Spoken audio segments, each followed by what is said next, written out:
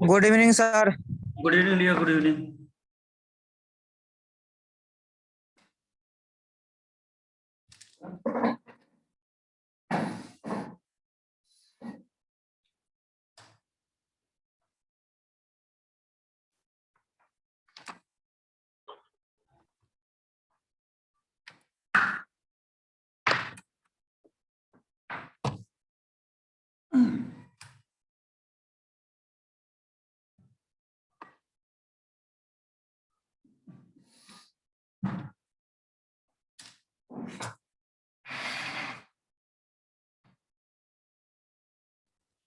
Okay, dear. So in our previous class, we completed present continuous, and today we are going to start present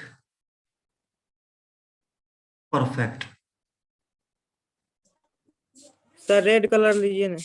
okay बेटा, red ले लो। Present perfect, ठीक है। अब ये clear है। Present perfect. So helping verb will be here. बेटा इसमें helping verb जो होगा वो होगा, आपके दो हेल्पिंग वर्ब होंगे, हैज और हैव। हैज और हैव। तो अब यहाँ पे ये देखना है। अच्छा, हेल्पिंग वर्ब तो ये हो गए, तो हेल्पिंग वर्ब होता है तो बेटा मेन वर्ब भी आपको कुछ ना कुछ मिलेगी। तो हैज हैव के साथ हेल्पिंग वर्ब आपकी थर्ड फॉर्म यूज होती है। ओके, अब देखो हैज और हैव किसके साथ आएगा, तो बेटा ध्यान रखना, ही, सी, इट, इसके साथ आपको क्या लगाना है, हैज। और आई, वी, यू, दे, इसके साथ आपको हैव। नहीं ये लंबा। ओके बेटा, तो आपको क्या करना है, ही सी इट के साथ आपको हैज लगाना है और आई वी यू के साथ आपको हैव लगाना है। अब वर्ब की थर्ड फॉर्म तो होगी, जहां भी आपको हैज या हैव दिखाई देगा बेटा ध्यान रखना, हैज हैव जहां भी आपको दिखाई देगा वहां पे आपको वर्ब की। अब बेटा मतलब इस हम प्रेजेंट परफेक्ट को करते क्यों हैं, तो बेटा इसका पर्पज क्या है, क्यों करते हैं हम इसको, तो बेटा ये दिखाते हैं कंप्लीशन ऑफ वर्क। मान लो कोई काम आप कंप्लीट कर लेते हो ना, कंप्लीशन ऑफ वर्क, यानी कोई काम आपने कंप्लीट कर लिया है, उसको दिखाने के लिए कि मैंने ये काम कर लिया है, उसको दिखाने के लिए। देखो पहले में क्या था कि इनडेफिनिट था, कि पता नहीं था कि वो खाता है पीता है क्या करता है। दूसरे में क्या था, कॉन्टिन्यूटी थी, काम चल रहा है। यहाँ पे काम क्या है, खत्म हो चुका है। Okay sorry. अब देखो भाई सेंटेंस बना के देखते हैं। खत्म हो चुका है, वो तो पास्ट में चला जाएगा। नहीं, खत्म हो चुका है। मैंने ये कहा है बेटा, बेटा खत्म हो चुका है, मैंने ये नहीं कहा खत्म हो चुका था। मान आज, हाँ पहले समझो, अगर मैं ये कहता कि मैंने आज, मेरे को कोई काम दिया गया था दोपहर में करने के लिए, और किसी ने मुझसे पूछा कि have you done your work, क्या आपने अपना काम कर लिया, तो मैं क्या बोलूंगा, I have done my, yes I have done my work, मैंने अपना काम कर लिया है। मतलब सेम डे पे वो चीज चलेगी।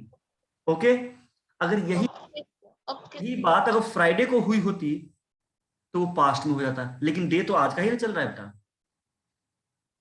Got it my point? Yes sir. Okay, हाँ अब सेंटेंस बना के देखते हैं। तो मैं बात करता हूं कि मैंने होमवर्क कर लिया है, आई, अब आई के साथ हैव आएगा, I have done my homework, I have done my homework. अब देखो यहाँ पे बेटा क्या है, आई आपका सब्जेक्ट हो गया, हैव आपकी हेल्पिंग वर्ब हो गई। अब हेल्पिंग वर्ब तो मेन वर्ब भी आएगी ही, है ना। अब मेन वर्ब आ गई, उसके बाद ये क्या है, माई होमवर्क, ठीक है। अब बेटा जब हम नाउन वाला पार्ट करेंगे ना, तो फिर मैं बताऊंगा कि ये माई क्या है। कोई बताएगा माई क्या है, ये हम नाउन वाले पार्ट में करेंगे उसी को। माई क्या है, पोजेसिव, पता है कुछ है पोजेसिव, पोजेसिव ना नाउन, नाउन के लिए। हाँ ठीक है, अच्छा, लेकिन ये पोजेसिव एडजेक्टिव भी है, कुछ है, ध्यान रखना इस। ओके चलो कोई बात नहीं, I have done my work, फिलहाल यहाँ पे आप ऑब्जेक्ट मान लो। ओके, अब नेगेटिव बनाएंगे तो हमने क्या इससे पहले डिस्कस किया था, इससे पहले हमने डिस्कस किया था कि हेल्पिंग वर्क के बाद हमें नोट लगाना है, किया था प्रीवियस वीडियो में, हेल्पिंग वर्क के बाद नोट लगाना है। अनुष्का, आपने माइक ऑफ कर रखा है इसीलिए आपकी आवाज नहीं आ रही है। Sir, I have not done my homework. Yes yes, I have not done my homework. अगर यही इंटेरोगेटिव होता तो क्या हो जाता? हेल्पिंग वर्ब पहले, have Have Homework. I done my work? Done My homework. work. homework. Homework. और कुछ मिस कर रहे हैं क्या हम? सर इसमें I not done my work बोलेंगे तो अरे ये मिक्स हो जाएगा। बेटा, आप इसको भी तो ध्यान रखोगे ना, क्वेश्चन इंटेरोगेटिव को भी ध्यान रखोगे।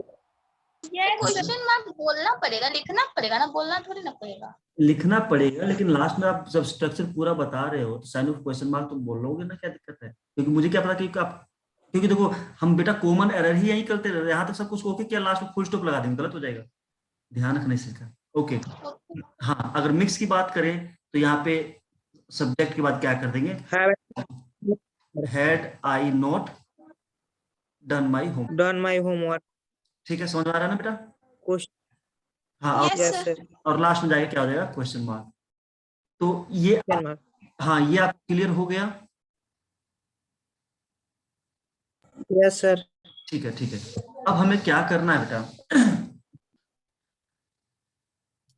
अब हमें कुछ ऐसा, इसकी प्रैक्टिस हम कैसे करेंगे? तो मैं आपको कुछ वर्ब दे रहा हूं और मैं आपका लाइव जो मैसेज वाला है पोर्शन उसको ऑन करूंगा और उस वर्ब से रिलेटेड आपको सेंटेंस क्रिएट करना है। कैसे करेंगे वो मैं अभी आपको बताता हूं। पहले एक मैं आपको इसको क्लियर कर दें। Okay Yes, sir. ठीक।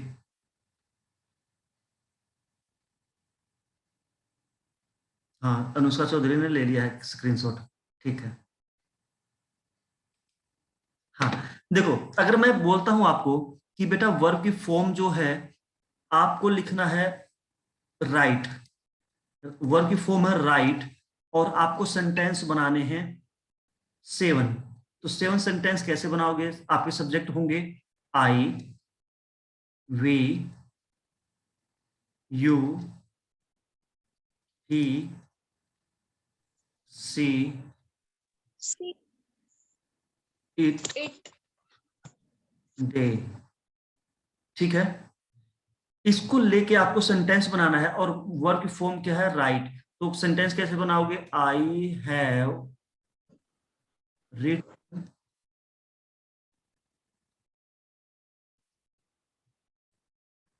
अ letter, we have. Sir verb का थर्ड फॉर्म कैसे पता चलेगा? बेटा वर्ब का थर्ड फॉर्म। हाँ, वर्ब की थर्ड फॉर्म, तो बेटा वर्ब की थर्ड फॉर्म आपको याद करनी पड़ेगी। उसके लिए देखो मोस्ट ऑफ केस में क्या होता कहाँ है, से? कहाँ से, तो उसकी मैं एक शीट आपके साथ शेयर कर लूंगा, ठीक है? आप उसको एक बार देख लेना, क्योंकि ये बहुत इसेंशियल होता है बेटा, क्योंकि यही एक चीज है जिससे पता चलेगा कि काम हो रहा है, और हो रहा है तो क्या हो रहा है।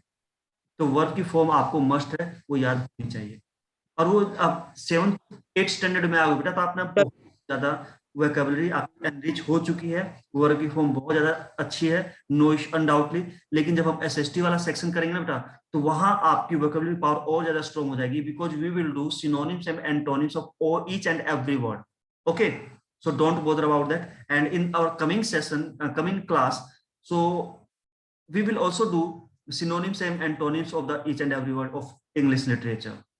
So don't bother, वो सब कुछ इजीली हो जाएगा, बस you just follow us. Okay, so यहाँ पे वी हैव, तो वी के साथ भी हैव आ जाएगा, रिटन बाय यू के साथ भी हैव हो जाएगा। अब ही के साथ क्या होगा बेटा? ही के साथ हो जाएगा has. Hedge. Very good, he has written, she has written, it Hedge. Written, Hedge. They have. देखो बेटा, इट हैज रिटन, इसका मतलब यहाँ पे सेंस कुछ बनता नहीं है। अगर मैं ये कहूँ it has written a letter, तो इसका मतलब कुछ नहीं बनता है, बट मीनिंगफुल सेंटेंस नहीं हो रहा है। लेकिन हमें प्रैक्टिस किस चीज की करनी है? हमें प्रैक्टिस करनी है थर्ड पर्सन सिंगुलर की, कि भाई हैज किस। ईट किसको लगता है? देखो बेटा, इट कहाँ लगता है? तो इट लगता है बेटा आपका नॉन लिविंग थिंग के लिए, नॉन लिविंग थिंग के लिए, ठीक है। और कहाँ लगता है? सर तो इसमें वो सेंटेंस नहीं आएगा, रिटन अ लेटर सेंटेंस नहीं आएगा ये। तो बेटा मैंने सर पहले बेटा मैंने यही तो कहा है कि इसका कोई सेंस नहीं बनता अगर मैं लिखूं यहाँ पे इट हैज रिटन। कोई और सेंटेंस लिख दीजिए। पहले समझो बेटा, यहाँ मतलब समझो मैं क्यों बोल रहा हूँ इसको, मुझे पता है कि नहीं बन रहा है, लेकिन मैं बोल क्यों रहा हूँ, क्योंकि बेटा इट जहां भी होगा उसके साथ हैज और हैव में से अगर आपको यूज करना होगा तो आप हैज यूज करोगे ना। तो उसकी प्रैक्टिस के लिए मैं आपको बोल रहा हूँ। अब मैं बता रहा हूँ कि इट का एक प्रयोग कहाँ होगा, अब मैं बताऊंगा, देखो आप देखना कैसे होगा। अब देखो तो नॉन लिविंग थिंग हो गई, जैसे पेन बुक जो भी हो गया।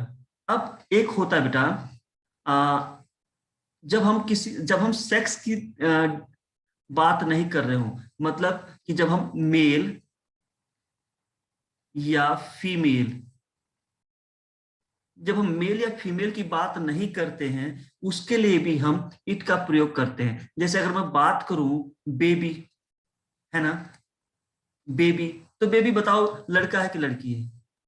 लड़का भी हो सकता है, लड़की भी हो सकती है ना।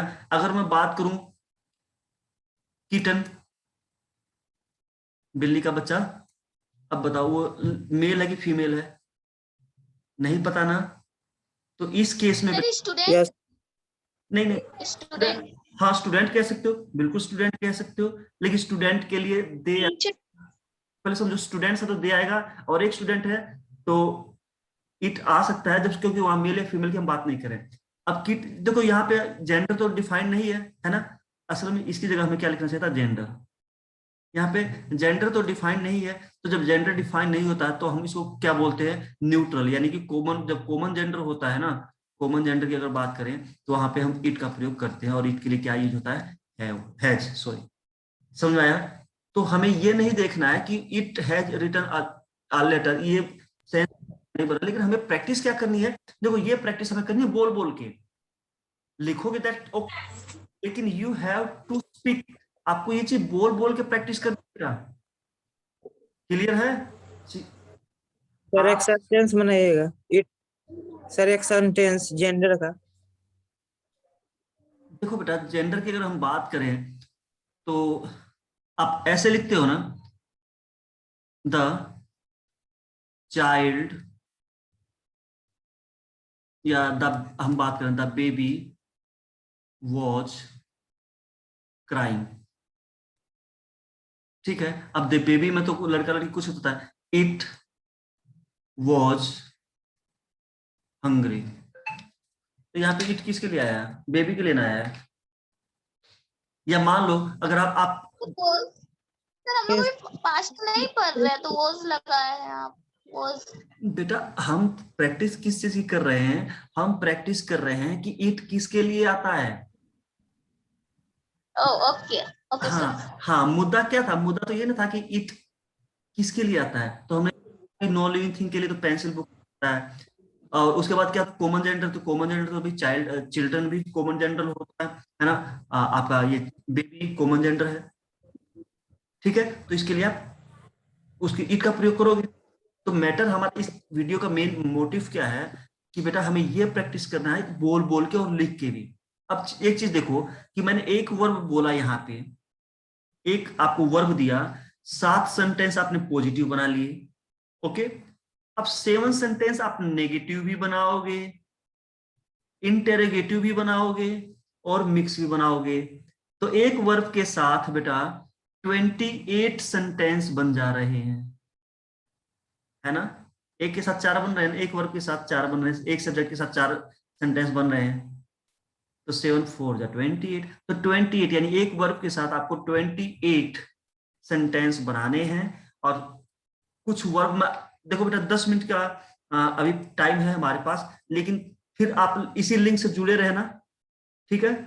एक काम करते हैं, 7:30 पे मेरा ये जो लिंक है ये डिस्कनेक्ट हो जाएगा, आप दोबारा इसी लिंक पे दोबारा एक्टिवेट कर लेना, एंट्री ले लेना, है ना।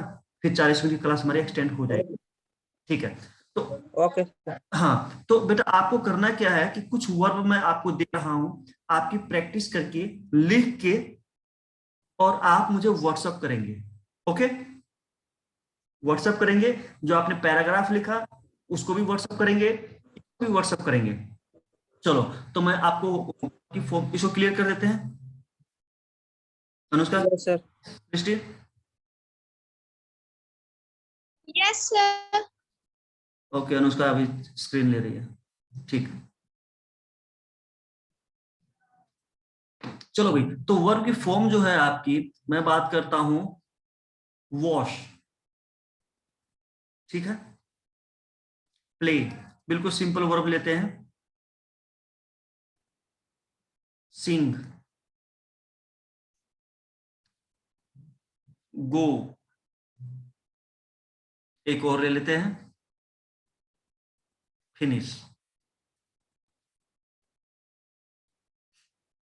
अब इसकी तीनों फॉर्म मैं लिख देता हूं, आप उसको आई थिंक इजीली कर भी लोगे।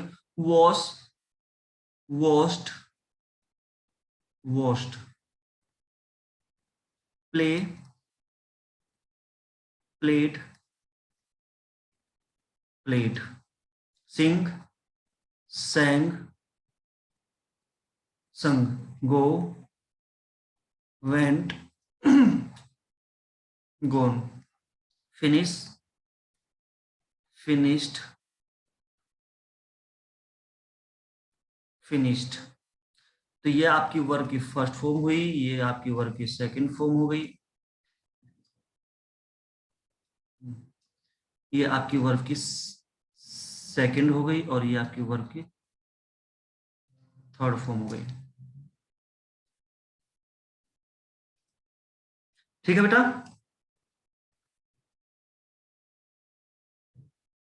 Yes sir. ठीक है। तो Yes. गुड।